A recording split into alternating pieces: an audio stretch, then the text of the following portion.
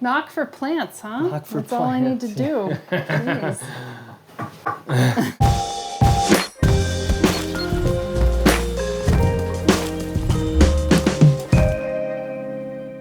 I'm Zach. We're in my apartment and my partner's apartment, but also, as you'll see when we go up, it's an apartment shared with many other things. So my partner's an architect. She designed this, and then we had it milled and we fabricated it. I installed a bunch of grow lights here that are aesthetic, and we both agreed upon liking them. So typically this is chock full of plants. Right now is a much more aesthetic approach to it, but it's also mostly stuff from South Africa that's just starting to come out of dormancy. So it doesn't really need to be on the roof, getting all of the rain and sunlight. In the winter, fall, this is full. There was like multiple rows of plants. And then in the summertime, when the weather permits, everything goes up top. Do you want to go through some of them? Because a lot of folks may not be used to seeing so many caudiciforms or some unusual plants. Yeah, I guess these are almost all, I guess they all are caudiciforms in one way or another. I grew this Dioscorea elephantipes from the size of like a thumbnail. So my friend John, who's made his way onto this channel before, he gave me the seedling. This is a plant that I'm totally obsessed with. Oh, and it's obsessed to be obsessed about. Yeah, it just has so many cool phases in its growth cycle each year. Right now you're starting to see like the really beautiful ornate leaves that come out in the fall and winter. So what is this plant? Is it almost looks like a pelargonium? It is, yeah. Is it really? Okay. It's Pelargonium crythmifolium. So my friend Matt over at UConn, he gave it to me. He has a ridiculous collection of all of the best South African caudiciforms and teeny weeny little conos. And this was a branch of a much bigger plant, which is kind of crazy to think about. Now, does this have any scent on the leaf if it's crushed, or not at all? I think it just smells, green. Leafy. Yeah. It smells leafy. The blooms aren't bad though. They're nice. Yeah. So then we have another Dioscorea. It's from another person in Connecticut, my friend Jack. He grows an incredible amount of caudiciform plants. Now, is this the same elephantipes, or is it something? Yeah, this is elephantipes, but like that one is the one that looks bigger or is bigger. Yeah. Is, I don't know, maybe 5 to 7 years old. Got it. And this guy is maybe 20 plus. Wow. So he before I potted this, it was growing in like a 3-inch grow pot. Right. He's a masochist when it comes to his growing techniques. This is another elephantipes of his. This is maybe 30 plus years old.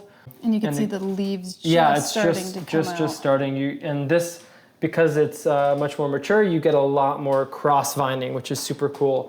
And this will hopefully be in bloom for the show and sale, our 3rd annual Lower East Side Cactus and Succulent Society and New York Cactus and Succulent Society show and sale. So, and that's going to be at Farm 1 this year, correct? It's at Farm 1, yep. Great. It's an incredible space regardless of our show and sale. Yeah. I think the show and sale is a big attraction, but they have an incredible hydroponic farm there. Yeah, my friend Rob started it. Oh, right, Rob. Yeah. But I literally reached out to him. I said, "Hey, can we do a tour?" And he's like, "I just literally handed it over."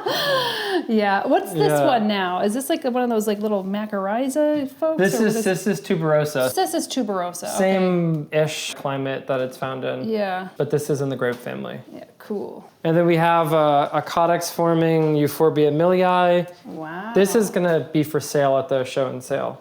Probably will be for sale. It depends. Yeah, Alex is taking a liking to it, so we'll see if she wants to part ways. I just commented on this earlier. It looks like a butt. Yeah, Raffianacme. So this came from a very old grower who passed away and liquidated his collection. And then another Syningia. We got a couple. So this is Leucotricha.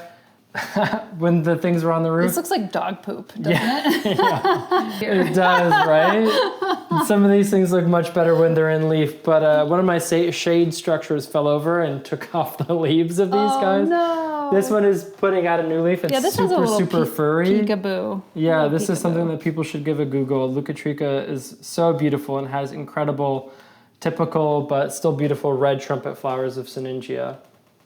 And then one last elephantipes that's also... Just hedging your bets here, just in case you lose one, you have 3 left. I would love to have male and female. So we'll see. So you can't really tell until it flowers? Until it flowers, yeah. So this is female, which is great because those are the plants that make the seeds. But I'm hoping that this didn't bloom for me last year. So fingers crossed this year. And you have some seedlings in here. Sort of. So this room over here, my office, studio, shared space.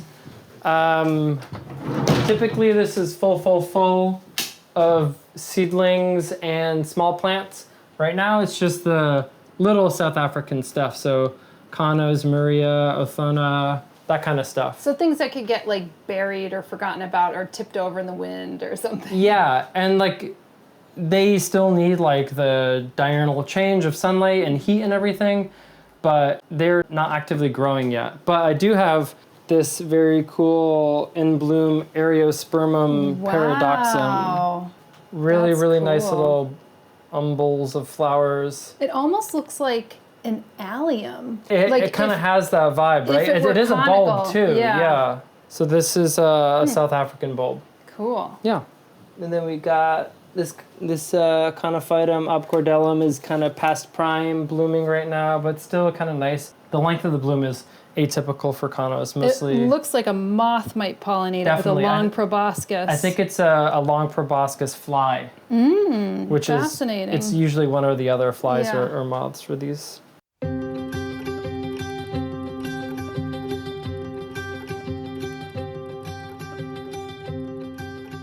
All right, so we just walked up a death-defying flight of stairs.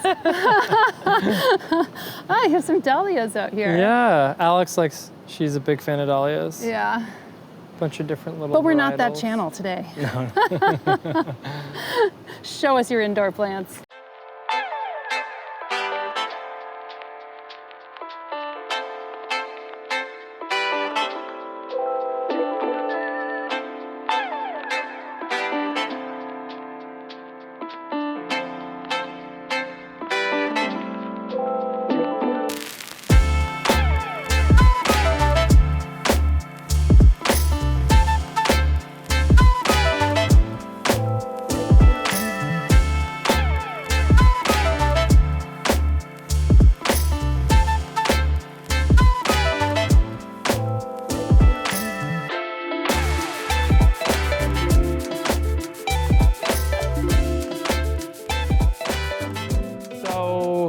There's a bunch of stuff out here. We've built various shade benches for different needs and requirements. Wow, look at this. Over the last couple of years.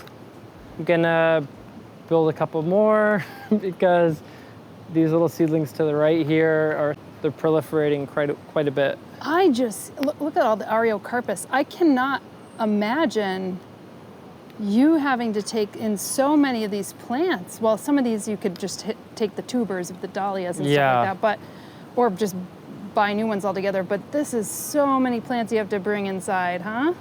Yeah, well, I need to sell some, so another plug for the show and sale. Yeah, okay. I'm gonna bring a bunch of stuff. Yeah, I'm trying to. How do you triage? You get attached. I know, it's so hard. I'm trying to keep things that either are exceptional or I grew from seed or are sentimental. And I know that is it doesn't really narrow things down too much.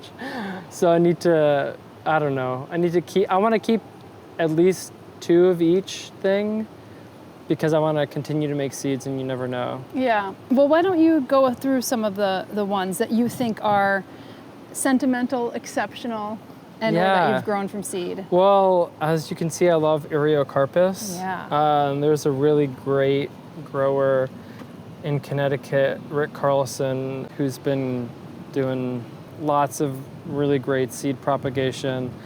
This is one of his plants, and I think this is, I don't know, maybe 20, 30 years old. Super beefy, very cakey, not the most habitat style. I prefer things that look like close to what they appear to be in nature.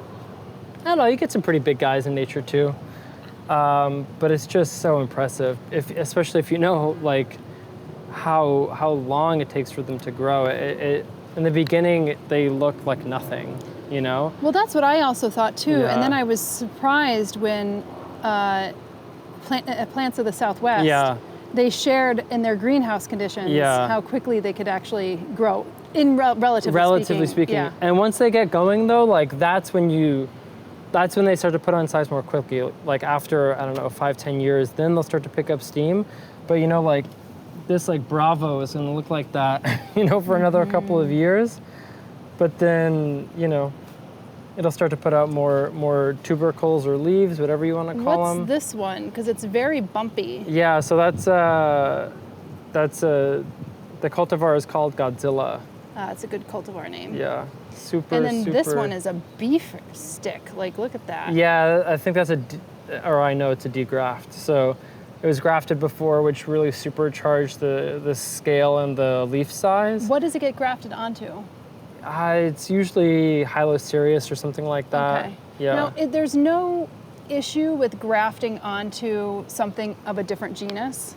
No, I mean, most people are grafting stuff like on Myrtillo or Hylocereus or Peresciopsis, depending upon the size of the plant. Mm-hmm. The issue is like, are you a good grafter or not? Right. I'm not an exceptionally good grafter. Nathan and Georgiana are much more those people. I might do a grafting demo with them. That would be fun. I just couldn't resist like how cakey that Areocarpus looks. Yeah. It's like cakey is a really good name. Yeah, it's kind of like a caricature. It does. It does look like somebody blew like. Yeah, right. Blew they had a up. bike pump. Yeah. Now this one looks like it's rising from the dead here. Yeah, so that's Trigonus, and this is like a habitat style staging.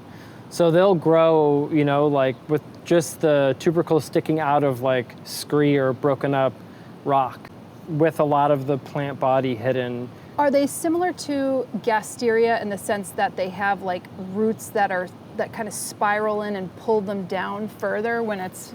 Yeah, so a lot of the plants are geophytic, and similar to Gasteria, they'll oftentimes grow with like a host plant, so like a bush or in the shade of something else. Yeah, exactly. Because when you think about, these are going to be great. Yeah, Haworthia and Gasteria always under some type of bush in the bush. I mean, it's convergent evolution, you know? Yep. Yeah.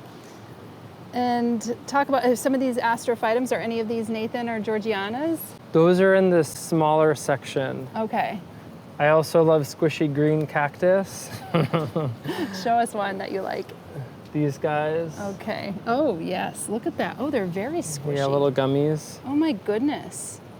And then you have more old world tree caudiciform stuff out here too that is summer growers, whereas most of the stuff downstairs, those are winter growers. So this insanely huge Pachypodium brevical is grafted.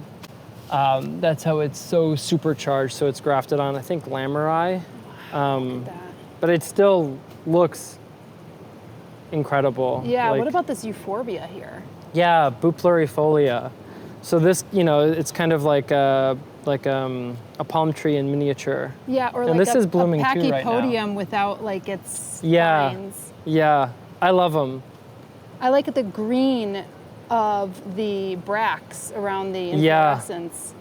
It's kind of unusual, you know what I mean? It's like so many good textures on one plant. Mm-hmm. We got some Owischia growing over here in the shade. I saw one at Tom's house. Yeah. I was like, you brought one over. Did you get it from Arizona or no? I think one or two of them are from Arizona, and then one of them was grown from seed by a friend and given to me. And then we have more more Copiopoa in there, and then some other mellow cactus I've grown from seed. Ooh, can you point this one out? White Salonia? Yeah. Yeah, so this is a South African crazy succulent. I wish it was in bloom. The blooms are really kooky. I don't know. I've killed mine. It's yeah, very they can hard. be a little They're very finicky. Temperamental. I have super mineral rich. Everything is pretty much planted in really mineral rich soil. The sad part was it was great for like 3 years, and then it just... I feel like a lot of those South African succulents, they'll do that. They'll like really pump for you, and then they'll be like, nah, bro, that was like a little too much water. What were you thinking? And are these like little, are they Avonias now? Or That's yeah, I feel like it was Anacampseros? Yeah, it's in Anacampseros now. I don't know. You call it whatever you want. People know what you're talking about. Right, exactly. I got this right to the column that's in bloom right now too. Ooh. Very freaky flower. That I don't know is. if you can see, it's kind of like dancing on the very I am going to have end to of come the in there with a petals. close-up camera because this is so cool looking. Yeah, the texture is incredible. The colors are incredible. It looks very Halloween-y. It does, right? Very spooky. Yeah. This has been putting on a show this summer, which is really nice. So which ones do you think you're going to be bringing to the show? There's going to be show? stuff from like all of the different genuses and all of the different sizes, from like little teeny weeny seedlings to more mature plants, because I do have to thin the herd a bit. Mm-hmm. Probably some of these Dioscorea that are down underneath the bench too. I did not even see these guys. Hello. Yeah, this is kind of like the whoops-a-daisy. I knocked something out of the pot or broke it off a graft or snapped it when the shade cloth blew off. And then some seedlings, Dioscorea elephantipes and Dioscorea sylvatica. How about this one? So that's another pelargonium. Is it really? Yeah, so Wow. one of the Connecticut growers, we were admiring his plant. He just snapped off some branches for us. So I'm going to link back to a video that we did of some amazing pelargonium collections, one of the largest collections in the world that we did in the Netherlands. That Wow. ended up, the day we got there, they ended up accepting the pelargonium collection, and we got a Wow. behind the scenes tour, educational collection that is not available to the public. It's such an underrated genus, like especially, I mean, it has so much, it has showy flowers. They're usually fragrant too. It has a, caudiciform branching body, and then you can stage it a bunch of different ways. Some of them are like completely geophytic, so once they go dormant, you don't see anything, it's an empty pot. And some of them have like very fat trunks like you saw downstairs. It's great. Let's see some other ones that might be interesting. How about this guy over here? It looks like all his like dead little... Oh yeah, Euphorbia flanaganii. So this Yeah. is one of the medusoids is what people would refer to it as. So this keeps growing, kind of this miniature tree growth habit, and then the branches coming off the top kind of dry up and form this palm tree looking stuff on the bottom. And it's a prolific bloomer in the summertime too. I'm surprised we don't have anything right now. And is this an opercula? Yeah. The Dicarii? Yep, Dicarii, yep. Yeah. I got this from another really great greenhouse in Connecticut. A lot of great stuff in Connecticut. Wish we had more in New York. Yeah, honestly, I would love to get your recommendations, because one day I would like to do a tour up through Connecticut, because they have a lot of like great native plant nurseries and everything too. So they really they're kind do. of big on their plants in Connecticut. They've got the space more so than we do. Yeah, that's true. This Copiopoa hasseltoniana is a special one. This is from one of my friends, Jack, in Connecticut. So again, this is another plant that had just been up-potted for the first time in like 20, 30 years. Yeah, I'm gonna grab this tag. He, when he first got into plants, he bought every type of seed that was available from the CSSA. And this seed was planted in '89. Wow. So, heading towards midlife and human years. Yeah. This is interesting, where it's like kind of almost pinched. So this is a great example of like something that was being puny as a seedling and then really started to cook. So this is Myriostigma cohuilens. And you can kind of see the difference between cohuilens and like the regular Myriostigma, what am I trying to say, Onzuka. So you see like, this has like really great dense flecking, but they're defined. You can see like the edges when you really get in there. Yeah. Whereas like cohuilens is much like more velvety and has like greater texture, and the margins are fluffier. It's so fascinating that when people really get down to it, they can see the subtleties that maybe they had never seen before. And it's like, I feel like this is one of those things where like, if you put them side by side, a lot of people would just breeze by it. But when somebody just puts words to it, you're like, oh, totally. Like, I totally see that. Absolutely. And then we have, I'll pull the shade cloth back. This is the soon-to-be additional bench.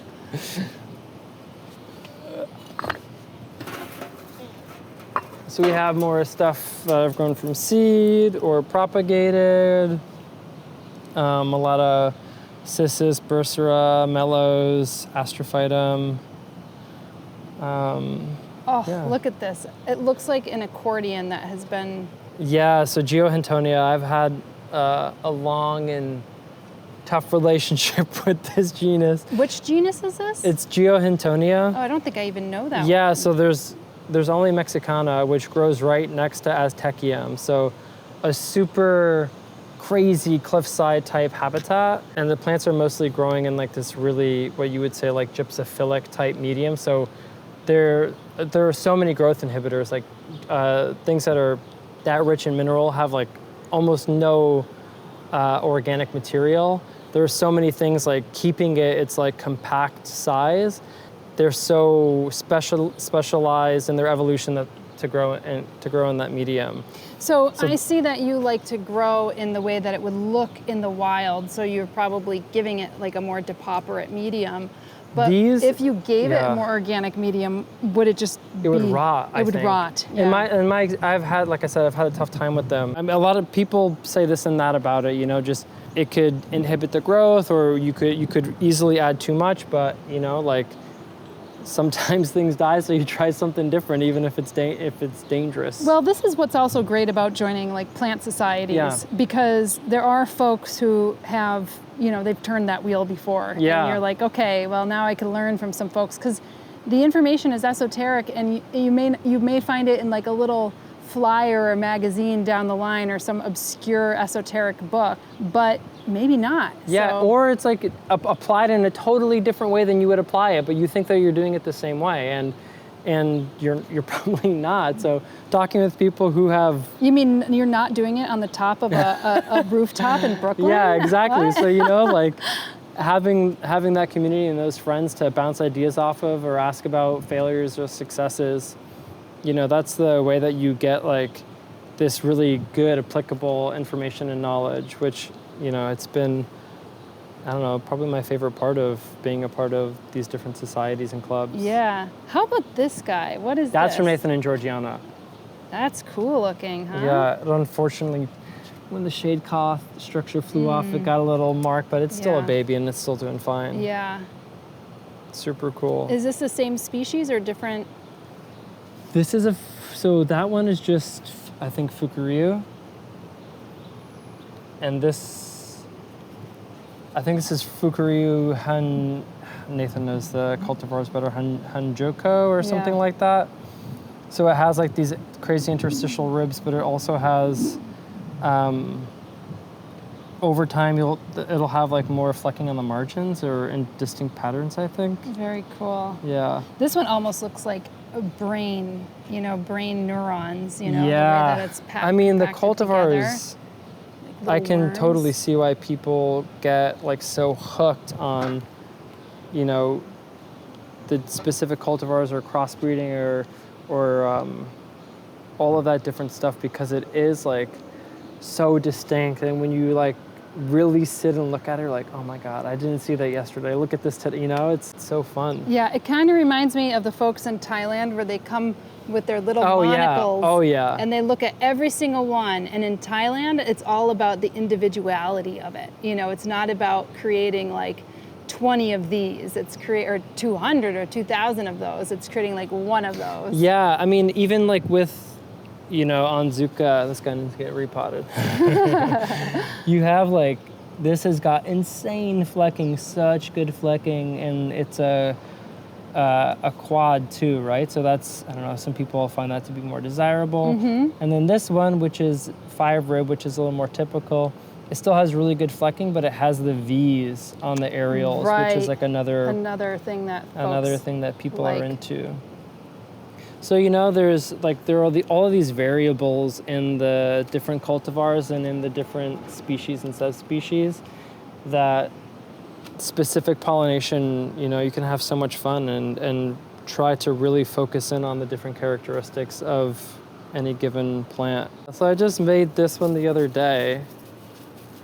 In the morning, I usually don't have the shade cloth on because this is east, so the sun doesn't get too crazy until about lunch. So I just keep it off until you know, around 12 or 1, and then cover the top. But a lot of the stuff was sitting in direct sun before I built it. So again, a bunch of different Asteria Super Kabuto cultivars. One in bloom. Yeah. Then in the back, you have some seedlings, some different Myriostigma cultivars, Mysterious, some mellow cactus, a bursera, some turbs, and then a bunch of Pachypodium gracilis that Rick gave me when they were just teeny weeny little seedlings, and they needed a little more sun, so I acclimated them to full sun to try and get stouter, denser growth. It seems to be working, but I think come March maybe, moving into spring of next year, I'm gonna cut a lot of these to promote like that thicker, more caudiciform type growth and some branching. So where would you cut typically? I have so many of these now that I'm gonna try a bunch of different stuff. Interesting. Okay. So ideally I'll be able to propagate the top part of the cutting too, so I need to leave at least enough room for that to not dry out fully. Right. Now, did something happen with this one that it kind of deviated? No, this is definitely gonna be a keeper for me. Yeah. It's just like it already has like really nice growth, and it has exactly, like and it's branching, very stout and branching already. Branching so low. And so, like I said, when the shade thing flew off the other day, it snapped the top off of this. So it's typically you'd want to do this in spring, but this one cut like 2/3 of the way up. I don't think the top part is going to take, but we'll see. Well, that is self-experimentation there. And then a bunch of seedlings of different stuff. So there's a lot of mellows that I started a few months ago, and then different seedlings. You have some more pelargonium right here. This is carnosum. And then you have pseudobombax over there, some pachypodium, and hiding in there is a cyphostemma. Let's see if you can pick out the different leaves.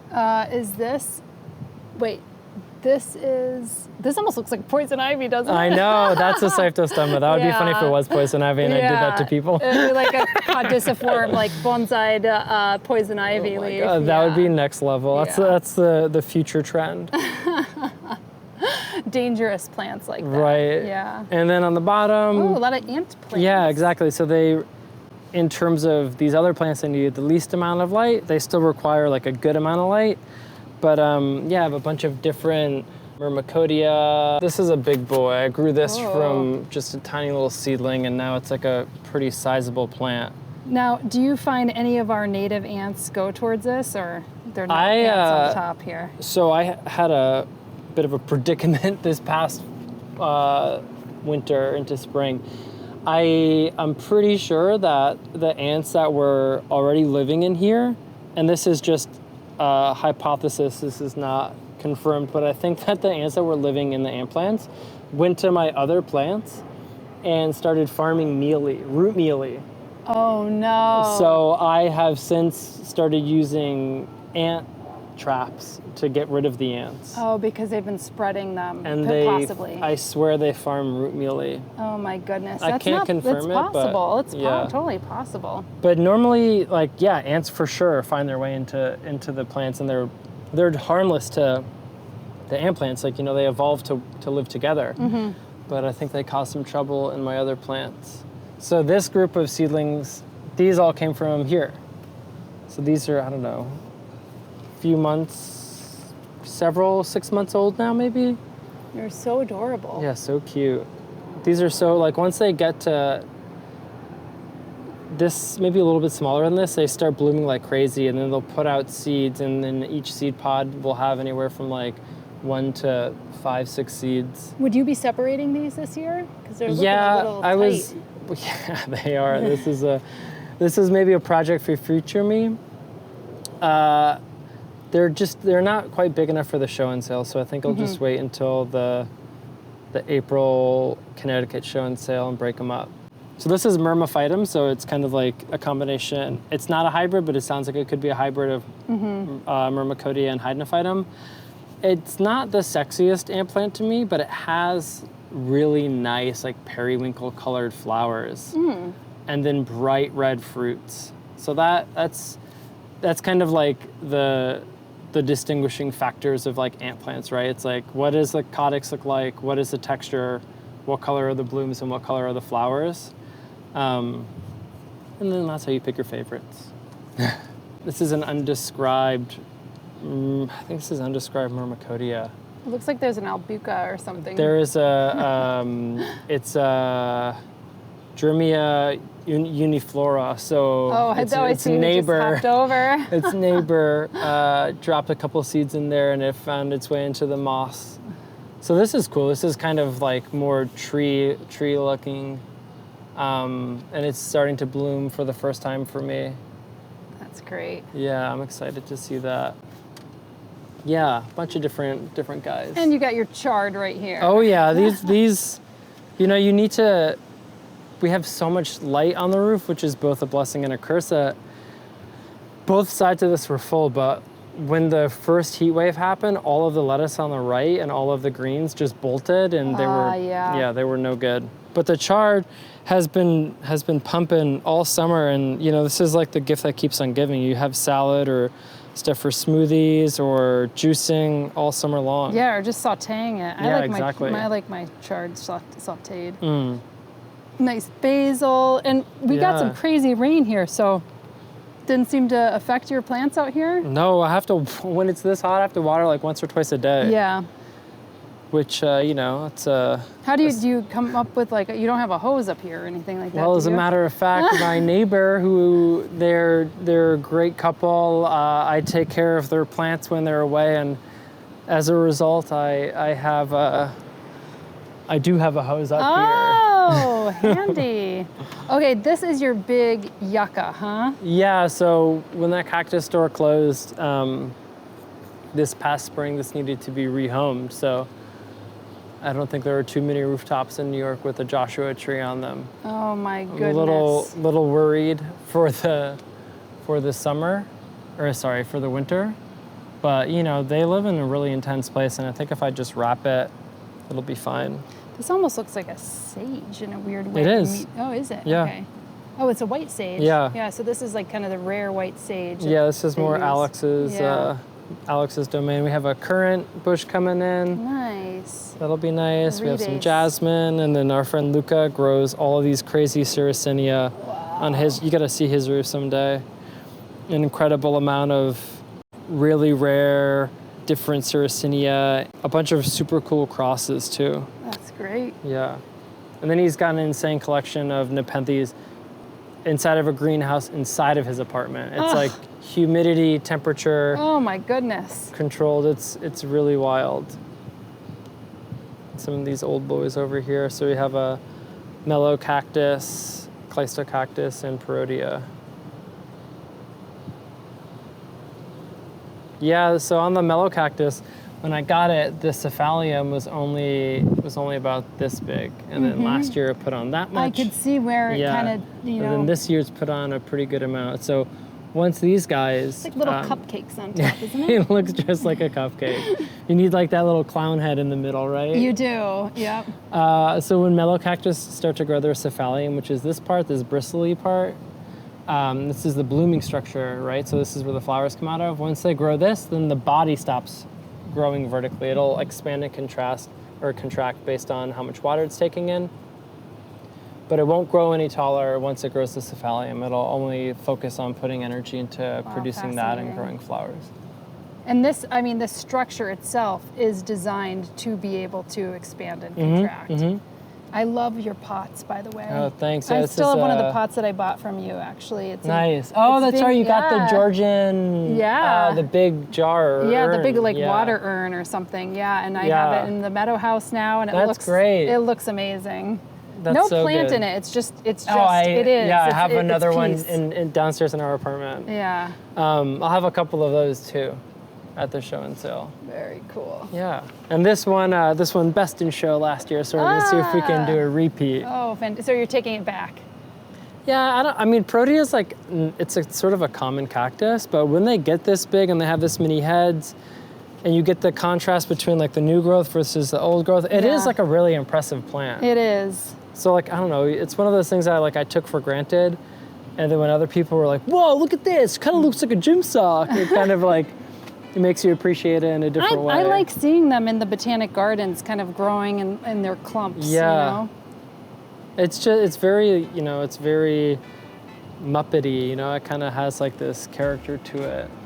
There's another pelargoniums. I'm always like rubbing the leaves, see what they smell like. Oh, that's like the more citronella kind. Cool. Yeah. Well. This is one last thing maybe. Yeah, tell me. This is one of Alex's plants. So this is, I can't remember the name of the genus and species, but it's a red lime tree. Oh, I know. Is it a red finger lime? Yeah. Yeah, totally. So this, I think next year we'll make some fruit, and so it puts out this amazing amount of red limes around Christmas time. So you know you got a nice little Christmas decoration too. There's a 2-spotted bumble right there. Yeah, they're cutie pies. So many bumblebees up here. Yeah, very good. I feel like you're doing your part to save the bees and save the pollinators. You gotta have stuff for them too. Yeah. Awesome. Well, thank you so much, Zach, for taking us through your collection. I'd be so curious to see this in the winter months and how you oh my gosh. You fit everything in. Well, I guess it depends on how many you sell at the Lower East Side Cactus and Succulent sale. So why don't you tell everybody the dates of that show? Yeah, so it's 9/14 Saturday. It's at Farm 1. It'll start at 11 and we'll go till about 6. And like I said, Farm 1 is an incredible farm. They grow everything hydroponically. They have incredible rare herbs and like this great varietal lineages of different edible plants. And they just started brewing beer there too. So come by, grab a brew dog, and take some of these plants off my hands. Fantastic. Thank you so much. Of course, thank you. Stay tuned on Plant One On Me for more botanical tours, talks, and how-tos. And if you're looking to further your knowledge on the plant kingdom, then have a look at our various online courses from Troubleshoot Your Houseplants to the Houseplant Masterclass. Additionally, we have a second channel we started last year called Flock Finger Lakes, where we cover more on outdoor gardening, habitat restoration, agroforestry, and even more. So check that out if that interests you. Otherwise, we'll see you in the next episode.